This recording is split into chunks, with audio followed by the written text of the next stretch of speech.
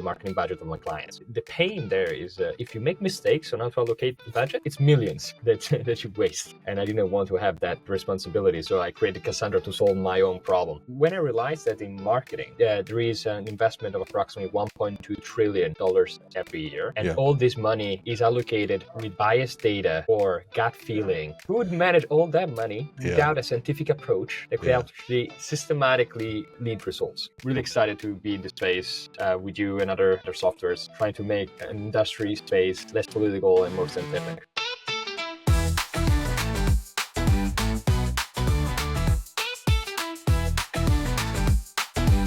You are listening to Full Funnel.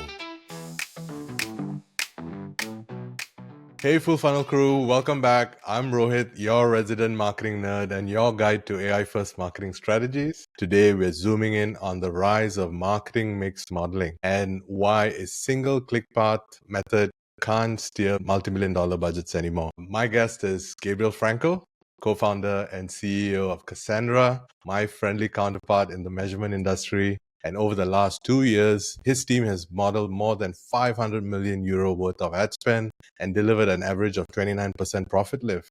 And in some cases, also landed pretty large logos. So a lot of congratulations to him. All of this is being done with a self-serve MMM platform that essentially helps you skip all the old school traditional multi-six-figure consultant deals, right? And so, Gabriele, awesome to have you here. A quick introduction before we dive in. Please introduce yourself to our audience and tell us a bit about your background and what got you here today. Amazing. Thank you, Rohit. Amazing intro. I'm kind of flattered. We actually met a couple of years ago when we were launching Cassandra, and it's been amazing to see life site growth, and we've been growing too. So it's amazing to stay here after 2 years from the beginning. Yeah, amazing journey. Oh yes. But yeah, I mean, I'm the co-founder and CEO of Cassandra. Cassandra is a incrementality measurement and optimization tool for mid-sized companies, designed specifically for marketers. I come from an agency background.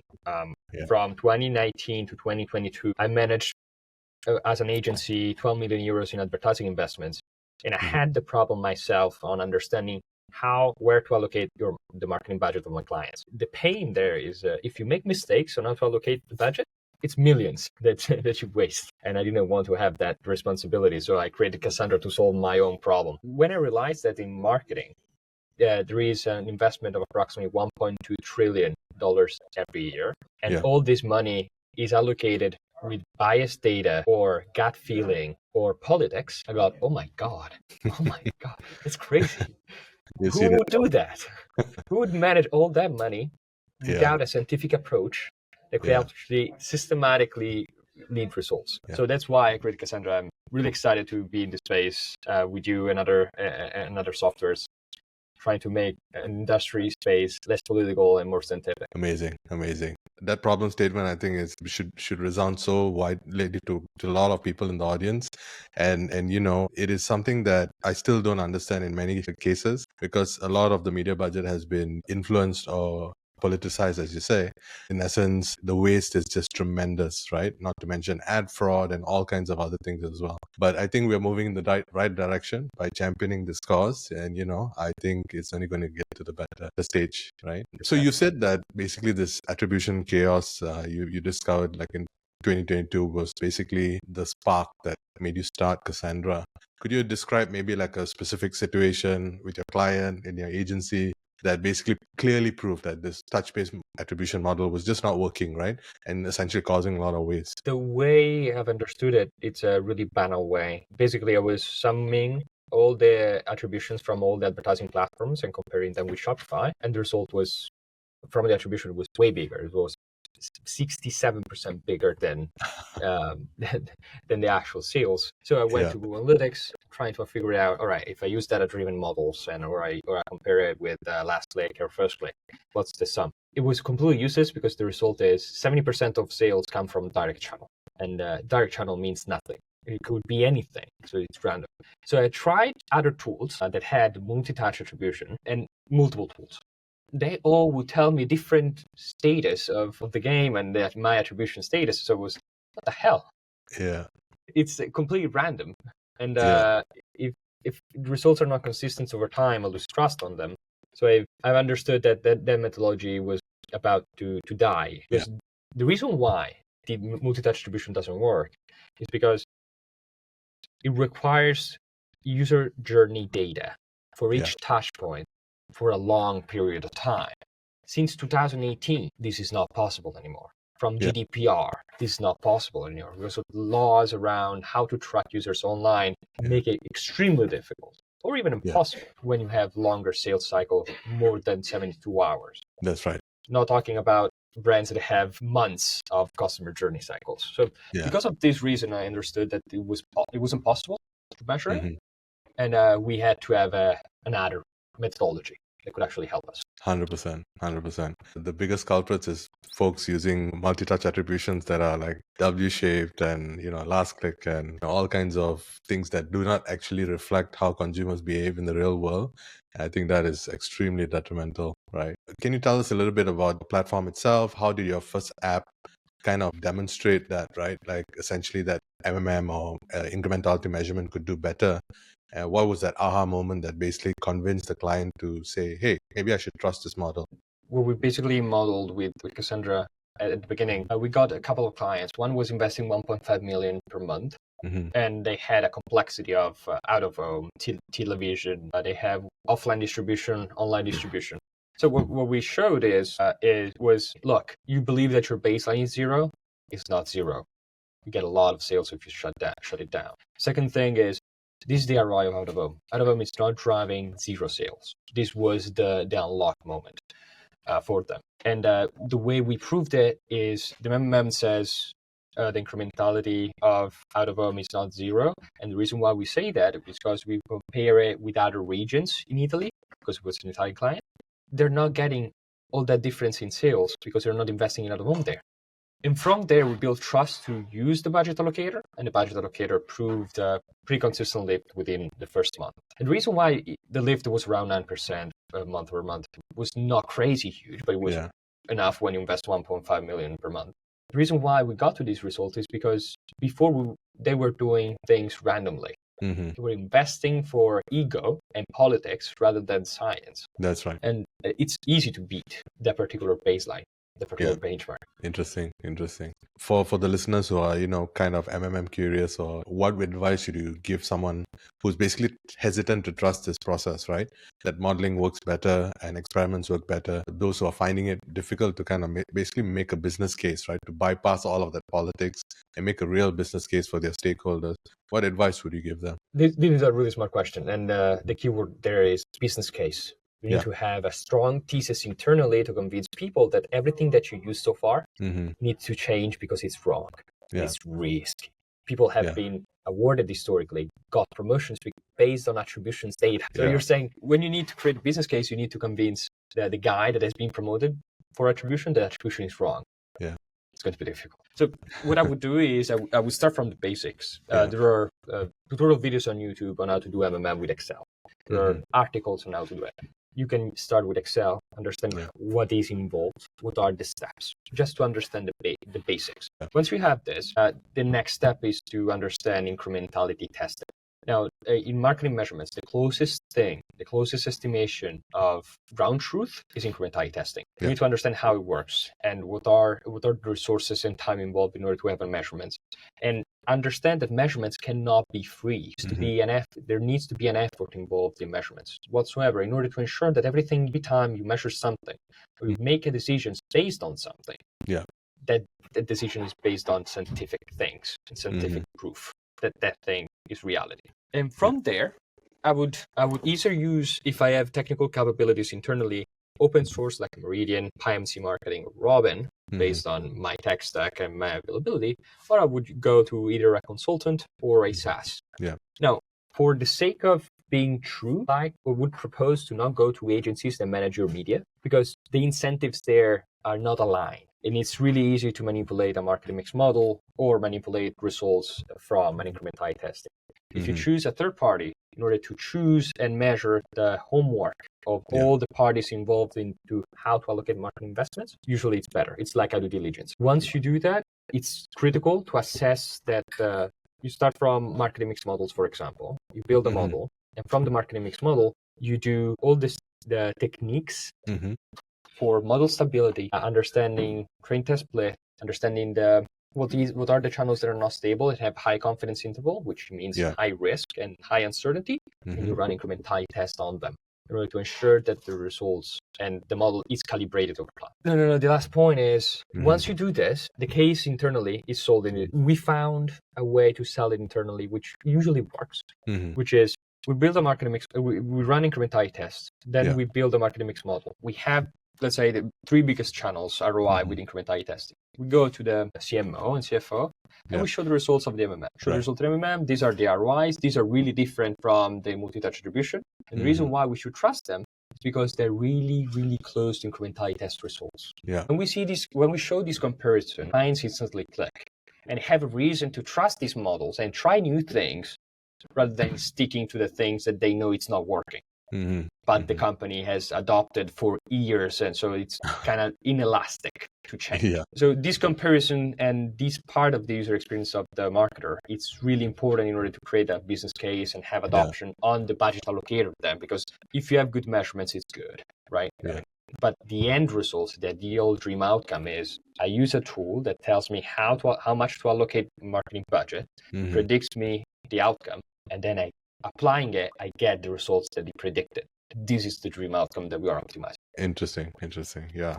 I think that's a great start to get to kind of make that initial business case. But obviously, in many cases, these marketers are not, data scientists, right? They're not even marketing scientists. They don't understand statistics or any kind of other, experimentation techniques and stuff like that. Perhaps can you walk us through how you help your clients, right? How you have taken a kind of platform approach, and in essence, many people do it through like conventional consulting approach. What is your approach like? Can you walk us through your process? Like what inputs, what data do you need from your clients? How do you explain what you're doing? And essentially, how do you help them keep this accuracy high without this help from data scientists essentially within the company? Yes, this is a good question. So we designed Cassandra specifically for marketers, right? Because we believe that the massive adoption can be led only if the tool is self-serviced.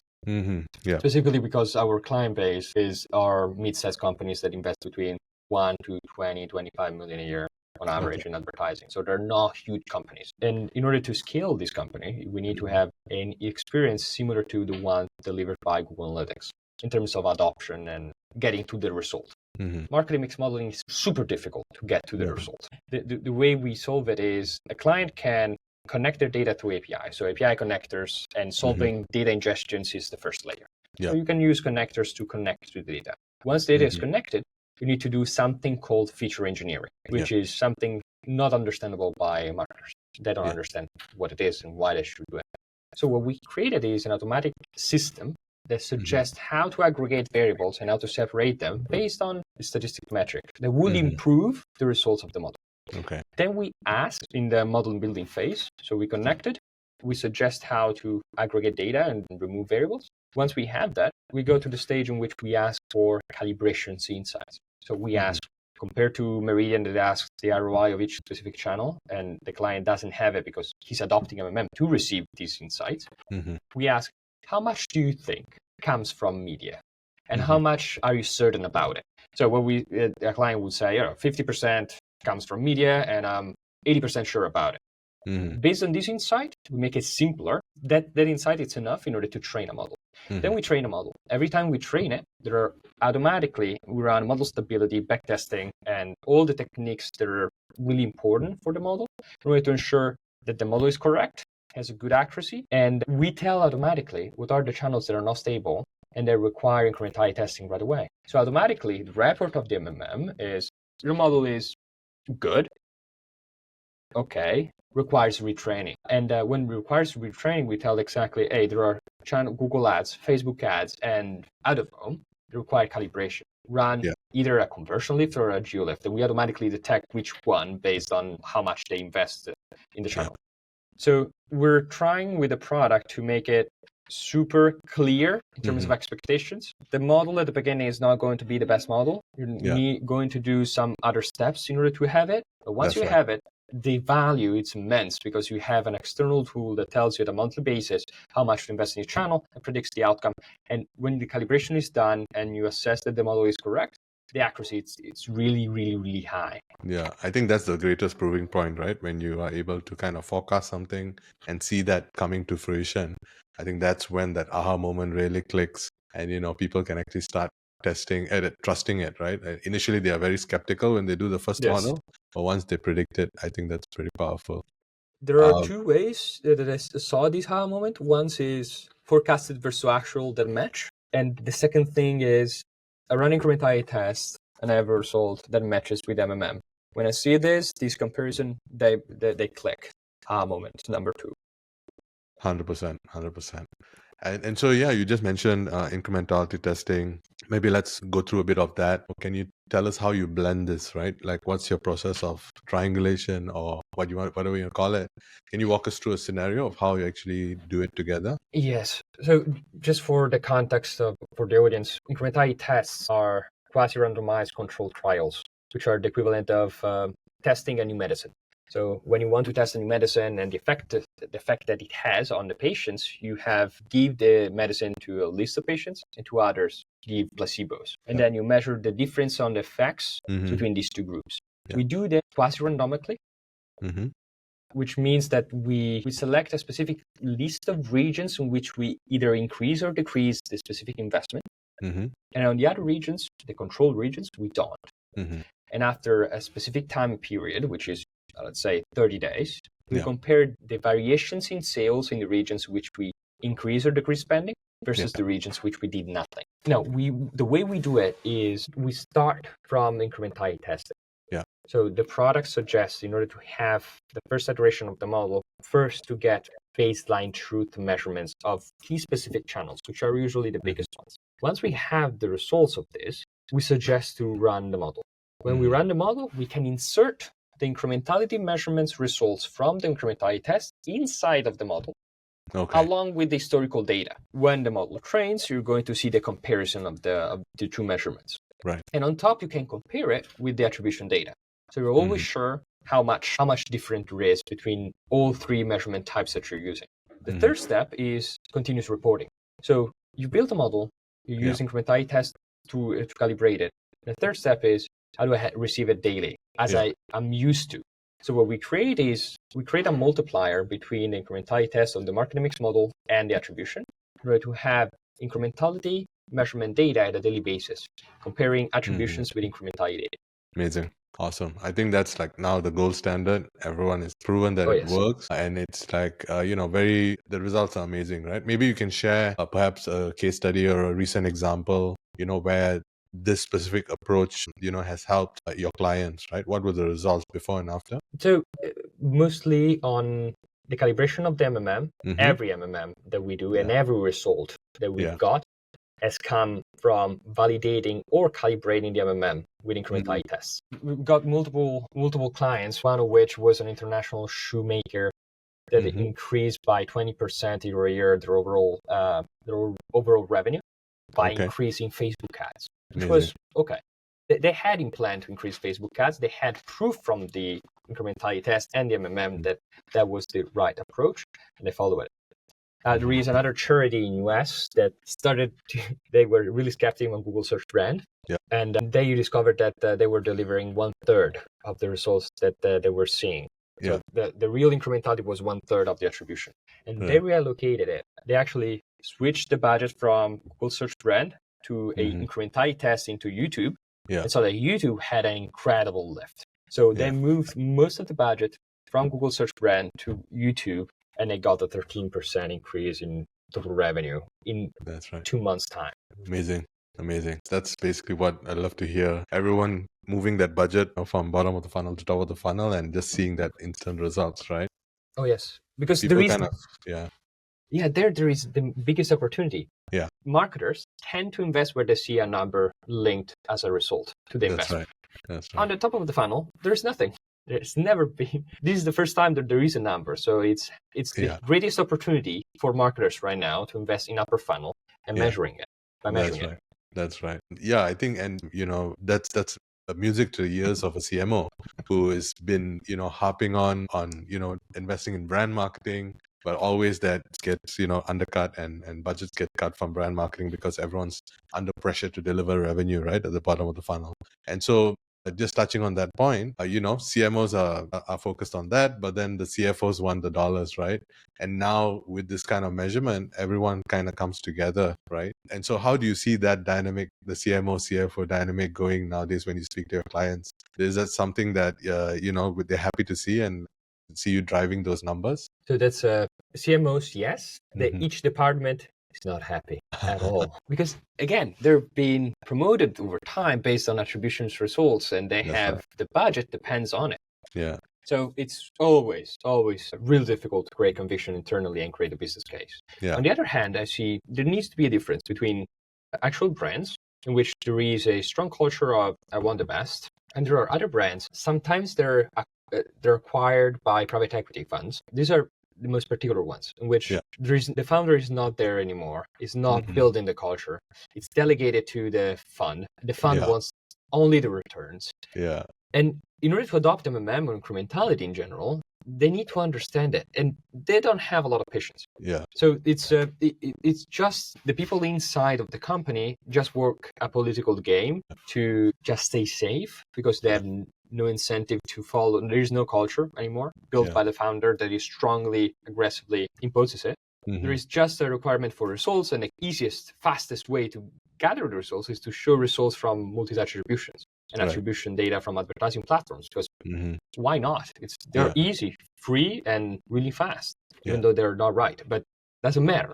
It doesn't matter as long as the private equity believes they're right. It's just a fun example. Yeah. That's a great example. Let's talk a little bit about your startup journey itself. Super impressive. You've bootstrapped this company for some time now, up to I think 2 million ARR, and you've also raised a seed fund recently of another 2 million. Tell us a bit about that journey. What's your go-to-market plays that you think are working, and what would you have skipped in the past if you could have go back in time? So one thing that actually worked for us was educating people on YouTube on how to do our job with their own free tools. So we have a playlist called How to Do MMM with Excel, How to Do MMM with Robin and Meridian, and with Python. So they can just follow that particular route and learn how to do it and not call us. Yeah. The second stage problem is by asking people and suggesting people to try the free trial of Cassandra at the end of each video, saying, hey, by the way, if you don't want to do all this amount of work, we have a product that is more sophisticated, automates most of this work. You can try for free.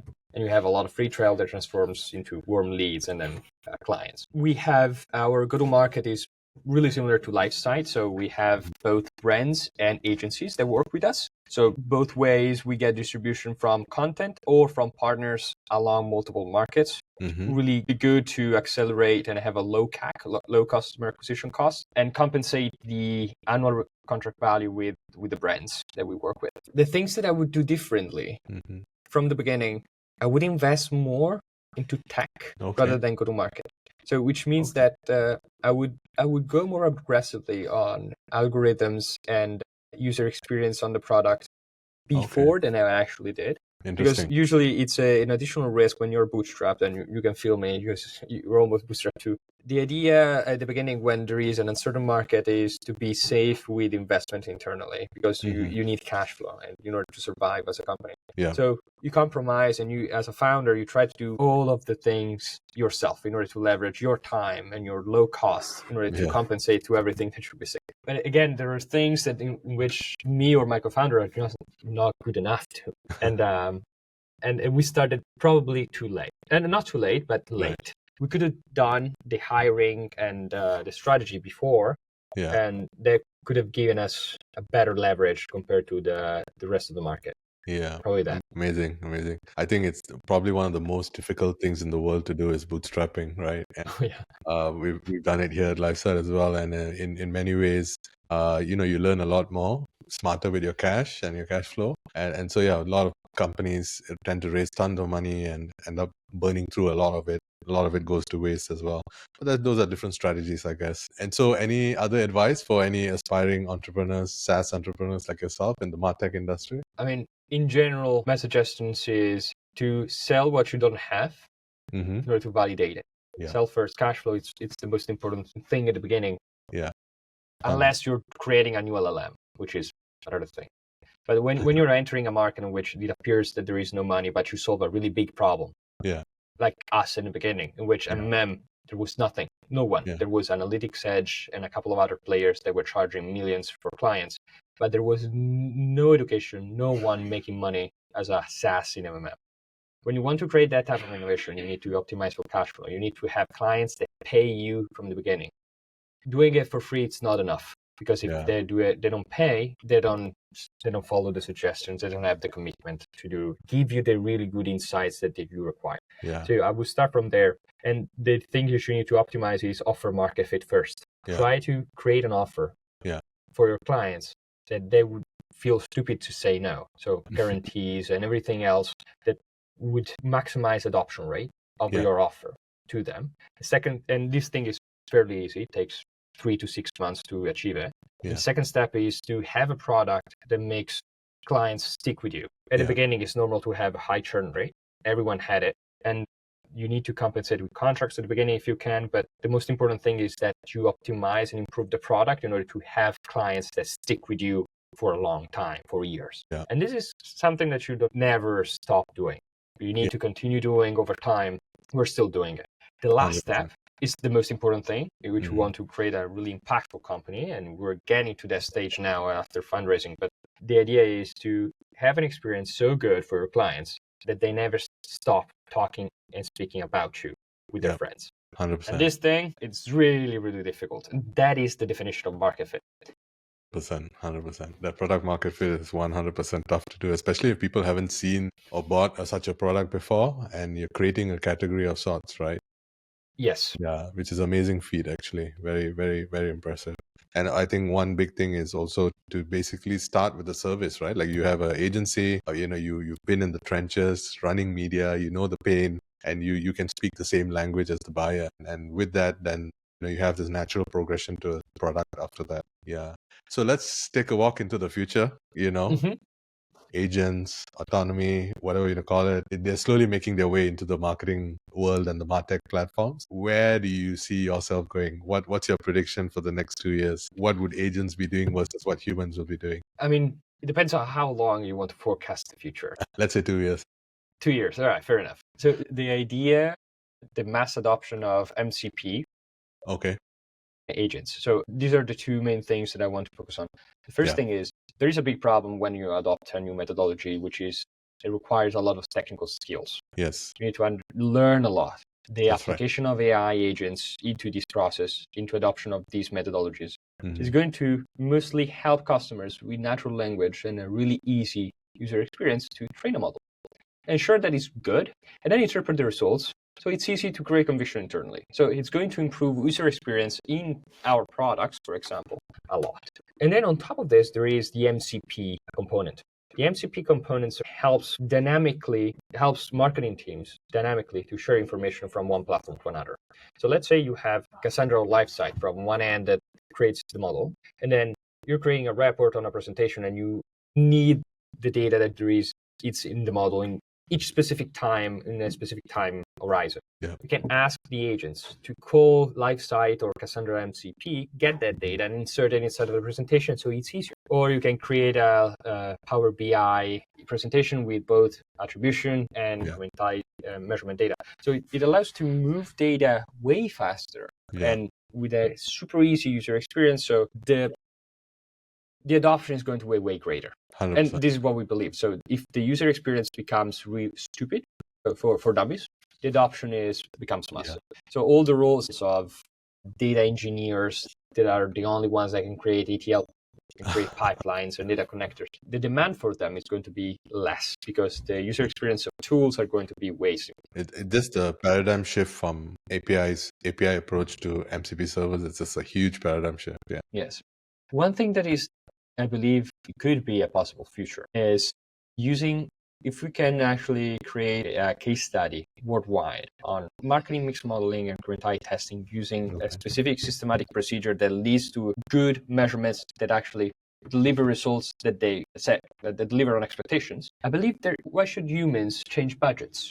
I think at a point in which they need now, they use the marketing mix model, they create a marketing mix model, validate it, and then they use the budget allocator. They see the allocation plan, they need to interpret it, and then change the budgets manually.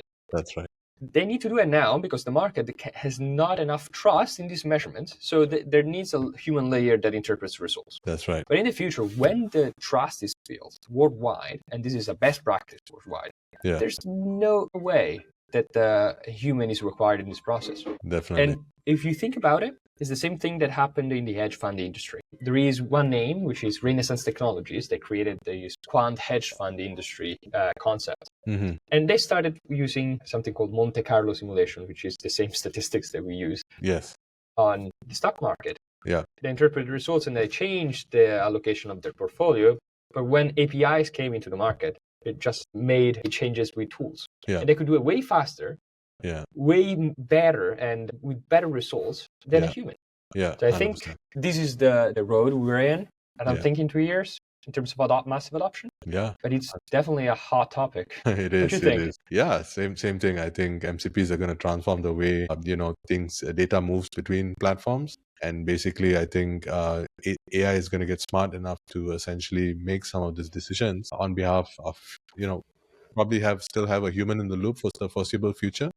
But otherwise, I think it's a no-brainer to just kind of let it run and then get the feedback and then optimize on the fly. Yeah. But interesting times. I like the fact that, people are taken off this whole data crunching and data wrangling job, which is where human creativity goes to waste. You can spend more time on creative marketing and really going deeper into the marketing side of things rather than the measurement or the data analytics side of things. Yeah, awesome. So let's jump into the lightning round. What's a KPI you check before coffee every day? For Cassandra? Yes, for Cassandra. Or for anything, your clients. New MRR as first. Okay. That I generate. Net revenue retention rate. Okay. I think it's more important, but it's less frequent than new MRR. Right. And that's it. These are the two main metrics that I see. Because the rest is just a derivative of that. But how about you? I'm curious. Oh, me? I don't check any KPIs. Any KPI? Amazing life, man. Yeah. It's that's Tobin's job. Yeah. Okay. Awesome. What's the most overrated marketing metric you think? Easy one. That's it. It's users. Okay. I think users are overrated. It's difficult unless you have a B2C company in a B2B environment, specifically B2B SaaS. If you have a lot of users, it's not leading to anything because you can monetize consumers by their attention, but on the B2B side, monetizing on attention of few companies because you don't have that same volume, it's almost impossible. Interesting. And what's an AI tool that you've been using this past quarter, like religiously? I mean, I'm a technical guy too, so I've been using a lot of Cursor, Claude Code, and Claude. Amazing. Claude I think it's better because it gives less options, but the two options that it has is they're getting really, really accurate with the responses. Exactly. I've been dabbling as well, but I'm a product designer by trade. So I love that too. Yeah. What's a marketing myth that you like to bury forever? The marketing myth. Yeah. The biggest ones is branding and upper funnel campaigns cannot be measured with revenue. That's a great one. Makes me angry every time. Amazing. And one final piece of advice for the brands who are still stuck on last click attribution, what would you say to them? Run an incrementality test and see the results and compare it with last click attribution. That's it. Amazing. So that's a wrap for this edition of the Full Funnel Podcast. Gabriele, thank you so much for joining us today and showing us how, incrementality measurement can help marketers basically move from doing guesswork to driving real growth, right? And to everyone listening, today's chat sparked any new idea, hit follow and subscribe so you don't miss another episode, and share it with a teammate who you think would benefit from this. And also please follow Gabriele on LinkedIn. He also has a great YouTube channel that helps everyone learn more about these new measurement concepts. We'll be back next week with a new guest pushing the boundaries of AI-driven marketing. Until then, keep testing, keep learning, and I'll catch you on the next episode. Thanks, Gabriele. Nice to have you. Thank you, Rohit. Thank you, guys. Have a great show.